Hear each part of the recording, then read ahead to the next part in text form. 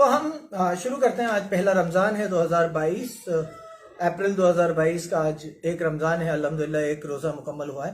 ہم کوشش کریں گے کہ قرآن کی وہ چیزیں جو ہماری زندگی میں بہت زیادہ اثر ڈالتی ہیں, بہت زیادہ ہماری زندگی کو افیکٹ کر سکتی ہیں, ہم ان پہ بات کریں. تو ہم شروع کرتے ہیں. بسم اللہ الرحمن الرحیم. سورہ فاتحہ. سورہ فاتحہ جسے ہم سورہ فاتحہ کہتے ہیں, الحمدللہ رب العالمین, اس کو سورہ شفا بھی کہا جاتا ہے. تو جتنی نالج ہے میں اتنی آپ کو دینے کی کوشش کروں گا. تو جو آپ کو پتا ہو وہ مجھے ضرور بتائیے گا, اور اگر اللہ نہ کرے مجھ سے کوئی غلطی ہو جائے تو اللہ مجھے معاف کرے اور میری اصلاح ضرور کیجیے گا. تو سورہ فاتحہ کو ہم سورہ شفا بھی کہتے ہیں. سورہ شفا اس لیے کہتے ہیں کہ اللہ کے نبی نے فرمایا اس میں شفا ہے. کوئی بیماری ہے تو آپ اس کو پڑھ کر اور دم کر کے اس کا پانی پئیں, اس کو پڑھ کے اپنے اوپر پھونکیں, تو اللہ نے اس میں شفا رکھی ہے. سورہ شفا بھی اس کو کہتے ہیں. تو سورہ فاتحہ اگر ہم سمجھ جائیں تو ہماری زندگی کے بہت سارے مسائل حل ہو سکتے ہیں. ہماری زندگی کے بہت سارے جھگڑے ختم ہو سکتے ہیں. ہمیں جو چیزیں پریشان کرتی ہیں وہ بہت زیادہ پریشانی ہے. آپ یہ مان کے چلیے کہ 90% ہماری زندگی کے جو مسائل ہیں وہ حل ہو جائے اگر ہم صرف سورہ فاتحہ پہ عمل کر لیں. یا سورہ فاتحہ کیا ہے جسے ہم روزانہ نماز میں پڑھ رہے ہیں, جس کے بنا نماز نہیں ہے. سورہ شفا ہے جس میں اللہ نے شفا رکھی ہے. تو ایسی کیا چیز ہے سورہ فاتحہ میں کہ اس کے بنا نماز نہیں ہے. یا میں جو بات آپ سے کہہ رہا ہوں کہ اگر ہم اسے سمجھ جائیں تو ہماری زندگی کے 90% مسئلے جو ہیں, مسائل جو ہیں, وہ حل ہو جائیں. تو دیکھیے, اس میں سب سے پہلی چیز وہ ہے جس کی وجہ سے ہماری زندگی میں سب سے زیادہ ٹینشن کریٹ ہوتی ہے, ہمارے رشتے چھوٹ جاتے ہیں, ہم لڑ لیتے ہیں, نا اتفاقیاں پیدا ہوتی ہیں. شروعات ہی اس چیز سے ہے. وہ کیا ہے؟ بسم اللہ الرحمن الرحیم. شروع کرتا ہوں میں اللہ کے نام سے جو بڑا مہربان نہایت رحم والا ہے. سب تعریفیں اللہ ہی کے لیے ہیں جو سارے جہان کا مالک ہے. اب دیکھیے, الحمدللہ رب العالمین, الحمد ساری تعریفیں اللہ ہی کے لیے ہیں جو تمام جہانوں کا مالک ہے, تمام سارے سنساروں کا مالک ہے. وہ شکتی ہے جس کے کنٹرول میں, جس کی ملکیت, جس کی اونرشپ سارے سنساروں پہ ہے. اس دنیا اکیلی اس دنیا پہ نہیں, بلکہ جتنے بھی سنسار اس یونیورس میں ہیں ان سب پہ. تو یہ پہلی چیز جو اللہ نے کہی, پہلی بات جو نماز میں سب سے زیادہ امپورٹنٹ ہے, قرآن جس سے شروع ہو رہا ہے, وہ کیا ہے؟ اصل میں یہ آیت اگر آپ اور میں سمجھ جائیں تو ہماری واقعی میں زندگی بہت آسان ہو جائے. ہم کیا کہہ رہے ہیں؟ سب تعریفیں اللہ ہی کے لیے ہیں. تو اب ذرا سوچئے کہ 90% ہمارے جھگڑے, 90% ہماری ایکسپیکٹیشنز پوری نہیں ہوتی, 90% ہم لوگوں سے برا مان جاتے ہیں. کس بات کے پیچھے مان جاتے ہیں؟ میں نے یہ کام بہت اچھا کیا, آپ نے مجھے اس کا کریڈٹ نہیں دیا. میں نے یہ کام آپ کے لیے کیا, آپ نے میری ایک بار تعریف بھی نہیں کی. میں بہت اچھا ہوں, میں سب سے بہتر ہوں, میں ایسا ہوں, میرے میں یہ خاصیت ہے, میرے میں یہ تعریف ہے. اس بات کو لے کے میری تعریف ہونا چاہیے. جبکہ آپ قرآن کے پہلی آیت میں کہہ رہے ہیں کہ تعریف اللہ کی ہے. ہم جو ہر کبھی انشاءاللہ, ماشاءاللہ, الحمدللہ, سبحان اللہ کہتے ہیں, کیوں کہتے ہیں؟ جب کوئی آپ کی تعریف کرے تو کیوں حکم ہے کہ آپ الحمدللہ کہیے؟ یا ماشاءاللہ کوئی چیز آپ کو دکھے جو تعریف کے لائق ہو تو آپ ماشاءاللہ کیجیے, کیوں؟ اصل میں ہمارے 90% جھگڑوں کی جڑ جو ہے وہ تعریف ہے. اور اگر ہم یہ سمجھ جائیں کہ ہم اسے لے ہی نہیں سکتے, کوئی اگر آپ کی تعریف کر رہا ہے, کوئی آپ کو تعریف دے رہا ہے, تو اصولاً تو دین کے اعتبار سے, تو قرآن کے اعتبار سے تو آپ کو وہ لینا بھی نہیں ہے, ایکسپٹ بھی نہیں کرنا. کیونکہ آپ پہلی بات ہی یہ کہتے ہو الحمدللہ, ساری تعریفیں اس اللہ کی ہیں جو تمام جہانوں کا پروردگار ہے. تو جب آپ نے کہہ دیا کہ تعریف تو صرف اللہ کی ہے, تو پھر آپ کون سی تعریف کو ایکسپیکٹ کر رہے ہو, کس تعریف کے نہ ملنے پہ جھگڑ رہے ہو, کس چیز کی وجہ سے برا مان رہے ہو, یا کس بات کی تعریف آپ کو چاہیے؟ اگر آپ کو لگتا ہے کہ آپ بہت طاقتور ہیں, آپ کو اللہ نے بہت اچھی فزک دی ہے, آپ کی بازوؤں میں بہت جان ہے, آپ بہت زبردست بلڈر ٹائپ آدمی ہیں, بہت طاقتور ہیں, تو ذرا سوچئے کہ دماغ میں ایک بال سے بھی زیادہ باریک رگ میں اگر ایک بال کے برابر کا بھی پنکچر ہو جائے, اگر برین میں ہیمریج ہو جائے, اتنا سا, اتنا سا پنکچر نکل کے اور ذرا سا خون باہر آ جائے تو یہ جو پورا زبردست طاقت والا جسم ہے یہ زندہ لاش کی طرح ہو کے رہ جائے. یہ اصلیت ہے آپ کے اور میرے طاقتور ہونے کی. اگر آپ کو لگتا ہے کہ آپ بہت زیادہ خوبصورت ہیں، اس بات کی تعریف ہونا چاہیے، تو کہیں جاتے ہوئے ایک چھوٹا سا ایکسیڈنٹ یا کچھ کھا لینے سے ایک معمولی سا ری ایکشن یا ایک چھوٹی سی سفید داغوں کی بیماری یا اسکن کی بیماری آپ کی اس خوبصورتی کو پل بھر میں بدصورتی میں پلٹ سکتی ہے. اگر آپ کو لگتا ہے کہ خوبصورتی کے لیے تعریف ہونا چاہیے تو سوچیے کہ وہ خوبصورتی آپ کو دی کس نے ہے. اگر وہ چاہے تو 1 سیکنڈ میں آپ خوبصورت سے بدصورت ہو سکتے ہیں. آپ بہت طاقتور ہیں، وہ دماغ میں ایک بال سے زیادہ باریک رگ میں ایک بال کے برابر کا پنکچر کر دے اور اس میں سے خون باہر آ جائے آپ کے برین میں، برین ہیمریج ہو جائے، تو آپ کا اتنا طاقتور جسم زندہ لاش ہو جائے. تو یہ آپ کو طاقت دی کس نے ہے؟ کس کی وجہ سے یہ طاقت ہے؟ اگر آپ کو لگتا ہے کہ آپ کا دماغ بہت تیز چلتا ہے تو کچھ سالوں بعد جب ہم بزرگ ہو جائیں گے تو ہمیں وہ باتیں بھی یاد نہیں رہ پاتی جو ہم کل بات کر کے آئے ہوتے ہیں. تو کس کی خاصیت ہے آپ کے دماغ کے تیز چلنے میں، آپ کی اس خاصیت میں؟ اصل میں بات یہی ہے کہ ہم تعریف کے پیچھے جھگڑتے ہیں، جبکہ ہمیں یہ اگر کوئی ہماری تعریف بھی کرے تو بھی ہم وہ لے نہیں سکتے، کیونکہ ہم کہہ رہے ہیں کہ تعریف تو صرف اس اللہ کی ہے جو تمام جہانوں کا پروردگار ہے، پورے سنساروں کا ایشور ہے. تو آپ سوچئے کہ اگر جب ہونا الٹا چاہیے، ہم تعریف کے لیے لڑتے ہیں کہ آپ نے میری تعریف کیوں نہیں کری صاحب، میں نے اتنا اچھا کام کیا، آپ تو میری تعریف ہی نہیں کرتے. اب ذرا اس کا وائس ورسا سوچئے کہ ہم تو لڑتے ہیں کہ آپ نے میری تعریف نہیں کی، جبکہ ہم قرآن میں کیا پڑھ رہے ہیں کہ آپ کو تعریف لینا ہی نہیں ہے. آپ کی کوئی تعریف کرے تو آپ کو کہنا ہے الحمدللہ، تعریف تو اس اللہ کی ہے، میری اس میں کوئی اوقات نہیں ہے. تعریف اس اللہ کی ہے جس نے میرے منہ سے یہ بات نکل آئی. تعریف اس اللہ کی ہے جس نے مجھے اتنی طاقت دی، وہ پل بھر میں چاہے تو مجھ سے چھین سکتا ہے. تعریف اس اللہ کی ہے جس نے مجھے خوبصورت بنایا. تعریف اس اللہ کی ہے جس نے مجھے بہترین دماغ دیا. کیونکہ ہم اس کی تو تعریف کریں گے جس نے یہ سب بنا کے دیا ہے. جس کے پاس کچھ ٹائم کے لیے ہے وہ تعریف کے لائق نہیں ہے. تو جس چیز کے پیچھے ہم لڑ رہے ہیں، ہونا اس کا الٹا چاہیے تھا کہ جب کوئی آپ کی تعریف کرے تو آپ کو ڈرنا چاہیے، آپ کو گھبرانا چاہیے، آپ کو اس تعریف سے بچنا چاہیے. آپ کو فوراً کہنا چاہیے الحمدللہ، میری تعریف نہیں، تعریف اس اللہ کی جو تمام سنساروں کا رب ہے، ایشور ہے. اگر ایسا ہونے لگے، آپ نے میری تعریف کری اور میں گھبرا جاؤں، میں ڈروں کہ کہیں اللہ کو یہ برا نہ لگ جائے کہ اللہ تعالیٰ کہ تو اپنی تعریف کروا رہا ہے اور اللہ مجھ سے یہ صلاحیت چھین نہ لے، کہیں ایسا نہ ہو جائے، تو پھر میں ڈرنے لگوں گا. میں جس دن یہ سمجھنے لگوں گا کہ یہ جو خاصیت میرے اندر یا آپ کے اندر ہے وہ اللہ کی دی ہوئی ہے اور وہ جب چاہے واپس لے سکتا ہے، تو اس دن سے میں تعریف سے ڈرنے لگوں گا کہ کہیں اللہ کو یہ برا نہ لگ جائے میری بات کہ جب چیز اس نے دی ہے تو تعریف میں کیسے لے رہا ہوں. تو میں اس چیز سے بچنے لگوں گا. لوگ میری تعریف کریں گے، میں اس سے بچنے لگوں گا. میں فوراً الحمدللہ کہوں گا اور ان لوگوں سے کہوں گا کہ میری تعریف نہ کیا کیجئے، تعریف اللہ کی کیا کیجئے، کیونکہ دینے والا وہ ہے. تو سوچئے آپ کی زندگی کے کتنے مسئلے حل ہو جائیں گے، آپ کے گھر میں کتنے مسئلے حل ہو جائیں گے. یہ جھگڑا ہی ختم ہو جائے گا کہ کسی کو کسی کی تعریف کرنا ہے یا مجھے آپ سے تعریف چاہیے. اور 90% جو مسائل گھروں میں یا ہماری پروفیشنل لائف میں ہوتے ہیں یا باہر نکل کے ہماری زندگی میں ہوتے ہیں، وہ جھگڑے اس بات کے ہوتے ہیں کہ صاحب تعریف میری ہونا چاہیے تھا، کریڈٹ مجھے ملنا چاہیے تھا، مل کسی اور کو گیا. آپ یقین مانیے جس چیز کا کریڈٹ، جس چیز کی تعریف اللہ آپ کو دلانا چاہے گا، آپ سے وہ کوئی نہیں چھین سکتا.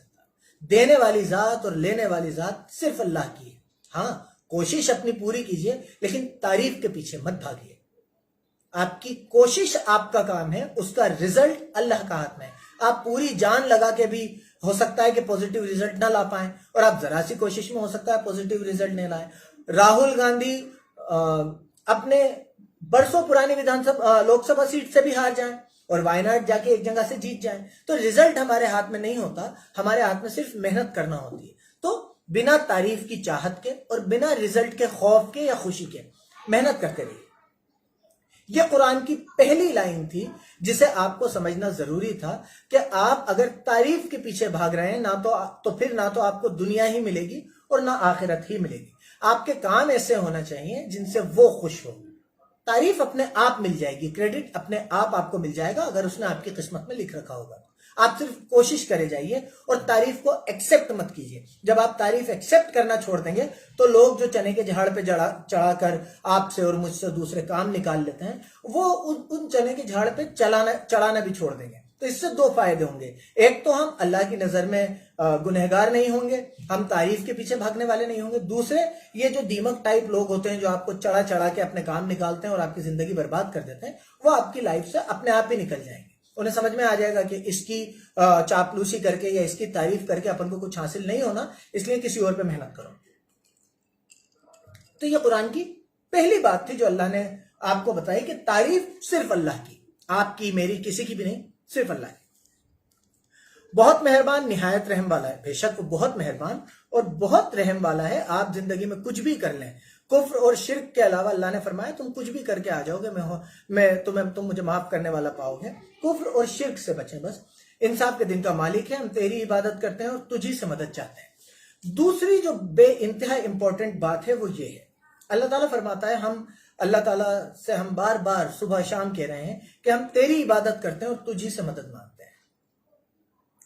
क्या मतलब है इसका?